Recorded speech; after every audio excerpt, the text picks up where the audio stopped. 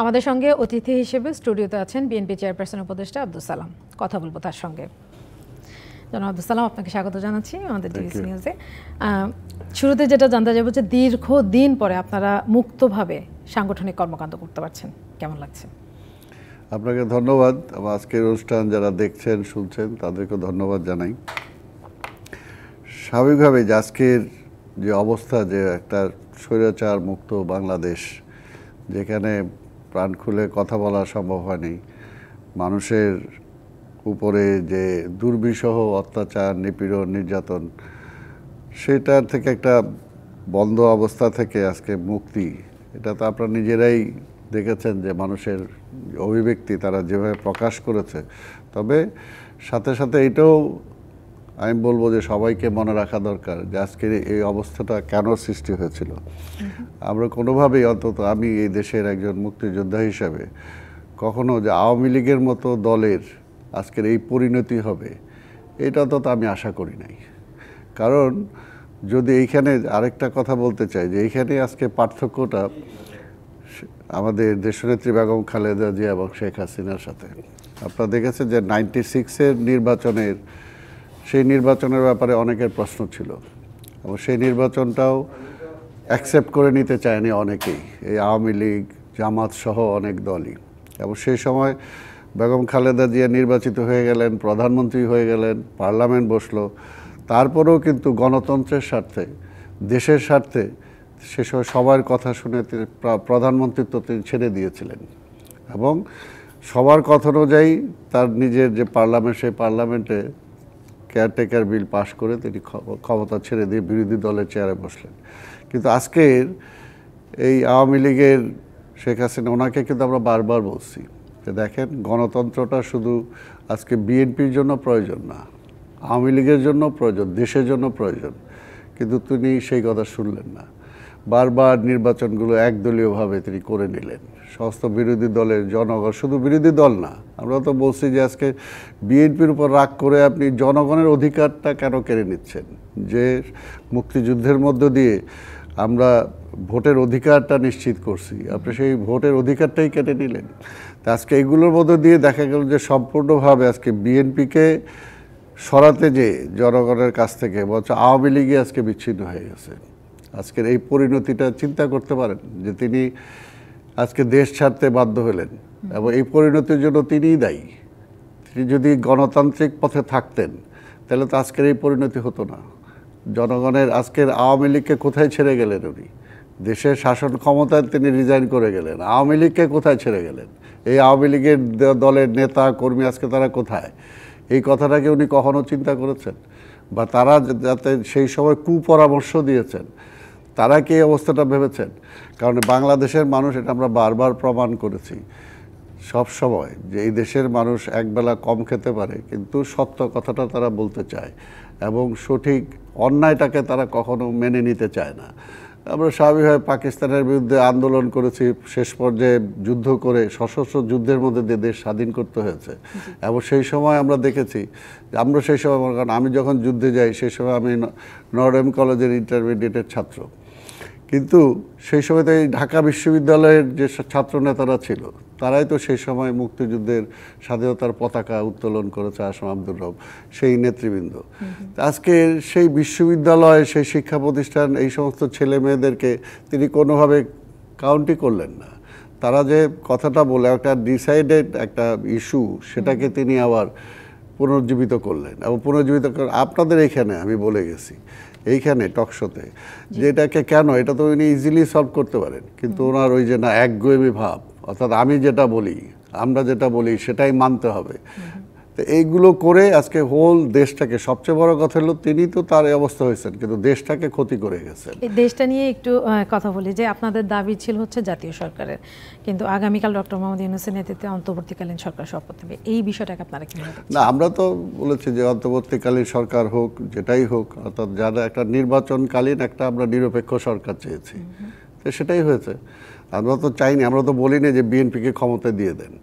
আমাদের এখন একটাই দাবি, যেটা আমাদের দেশনেত্রী বেগম খালেদা জিয়া বলেছেন, আমাদের ভারপ্রাপ্ত চেয়ারম্যান দেশনায়ক তারেক রহমান বলেছেন, যে আমরা বলবো যে এখন এই সংকটের একটা ধাপ থেকে আমরা অতিক্রম করে একটা জায়গায় এসেছি এবং এটাকে চূড়ান্ত সমাধানের জন্য যে সবার যে দাবি, সেই দাবিটা হলো যে জনগণের ভোটে নির্বাচিত একটা সরকার দেশে থাকবে এবং তারাই দেশ পরিচালনা করবে এবং জনগণই ডিসাইড করবে কারা ক্ষমতায় থাকবে। আপনারা যে বলেছেন 3 মাসের মধ্যে নির্বাচন দেওয়ার একটা দাবি করেছেন আপনারা, তো সেই ক্ষেত্রে মানে এই সময়ের মধ্যে নির্বাচন কমিশন গঠন করে পুনর্গঠন করে ভোটার তালিকা হালনাগাদ করে একটা নির্বাচন দেওয়া সম্ভব কি না, কি মনে হয়?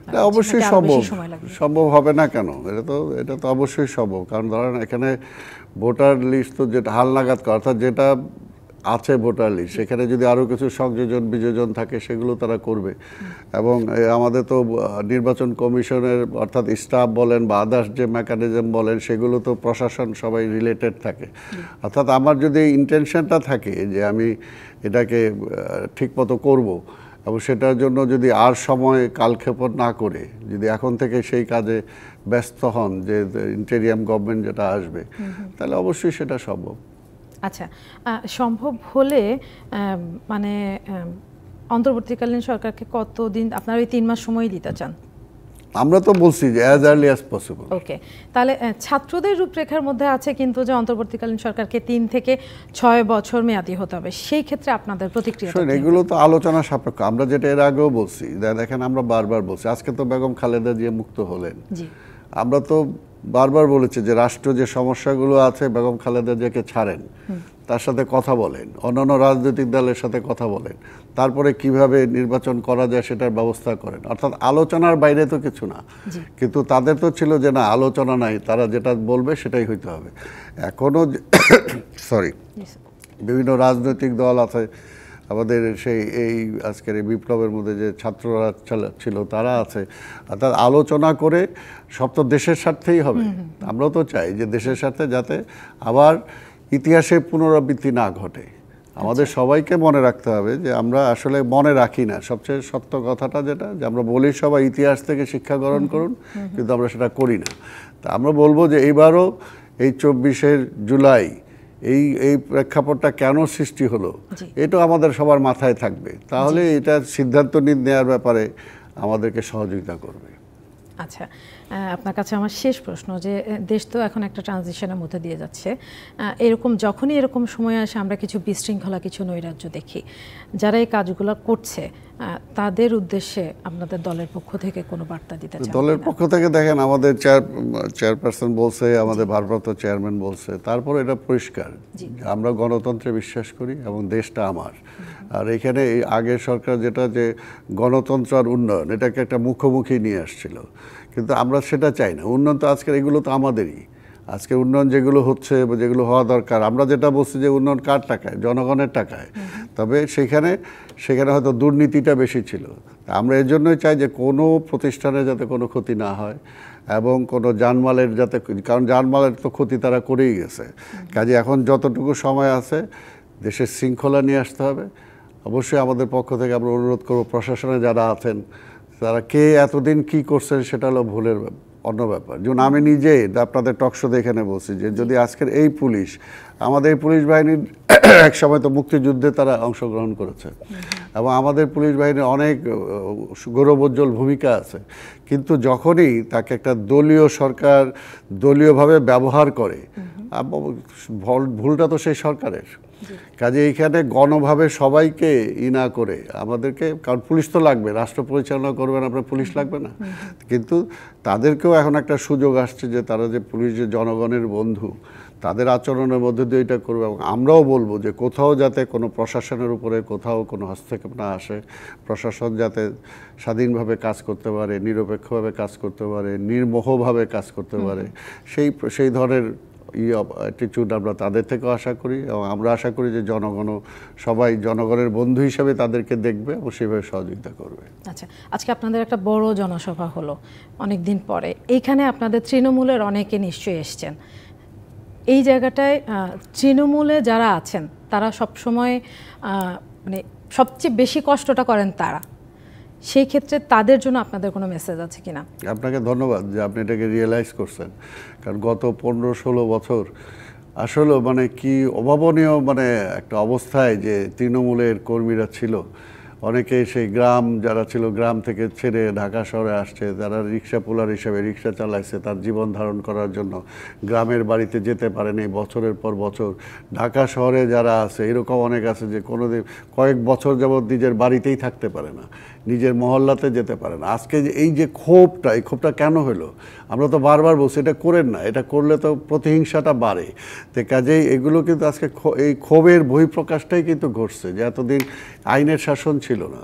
আজকে মনে করেন মিথ্যা মামলা, কোথাও কোনো ঘটনা ঘটে নাই, আপনার মিডিয়াতে দেখাইছেন কোনো ঘটনা ঘটে নাই অথচ মামলা দিয়ে দেওয়া হয়েছে। এইবারেরই মনে করেন এই ঘটনায়, এই বিপ্লবের এই কয়েকদিনে যে মামলা, অসংখ্য মামলা হয়েছে আমাদের সবার নামে, তো এইগুলো তো কোনো প্রয়োজন ছিল না। তো কাজেই আজকের আমাদের কর্মীরাও, এর আগেও দেখছেন যে বিএনপি সবসময়, আমরা বারবার বলছি আমরা গণতন্ত্রে বিশ্বাস করি এবং হট্টগোল, মারামারি, জ্বালাও পোড়া এগুলো দিয়ে কোনো কিছু হয় না। এবং বিএনপি আমরা ইন্ডিভিজুয়াল যে প্রোগ্রামগুলো আমরা এর আগে করছি, 28শে অক্টোবরের প্রোগ্রামও যেটা আমরা করছি, দেখেন এত বর্বরচিতভাবে আমাদের উপর হামলা হয়েছে, কিন্তু তারা সরকার নিজেরা ইচ্ছাকৃতভাবে কিছু ঘটনা ঘটায় আমাদেরকে দিছে, কিন্তু আমাদের কোথাও কেউ সেই ধরনের কোনো খারাপ কাজে জড়িত ছিল না। কাজে আমাদের দলের পক্ষ থেকেও নির্দেশ আছে যে জনগণের পাশে দাঁড়াইতে হবে। এবং আমরা যেটা চ্যালেঞ্জ দিয়ে বলতে পারি যে আজকে অন্য ধর্মের লোকজন যাদেরকে আমরা বলি, এটা বলাটাও ঠিক না, যে অর্থাৎ কি সংখ্যালঘু বা সংখ্যা গুরু বলতে কিছু নাই, আমরা সেটা বিশ্বাসও করি না। তো কাজে সবাই বাংলাদেশের নাগরিক, সবার সমান অধিকার আছে। এবং বিএনপির আমলে খুব কমই ক্ষতি হয়েছে যত আওয়ামী লীগের আমলে তারা ক্ষতিগ্রস্ত হয়েছে। কাজেই তারা এই দেশের নাগরিক। কাজে আমরা বলবো যে আজকে বিদেশ থেকে কেউ যাতে চোখ দিলে দেখাইতে না পারে যে না বাংলাদেশে এইভাবে অন্যায় হচ্ছে, এবং সেই অন্যায়ের বিরুদ্ধে আমরা সবসময় সতর্ক থাকে, সচেতন থাকে। অসংখ্য ধন্যবাদ জনাব আব্দুস সালাম আজকে আমাদের সঙ্গে যুক্ত হওয়ার জন্য। ধন্যবাদ।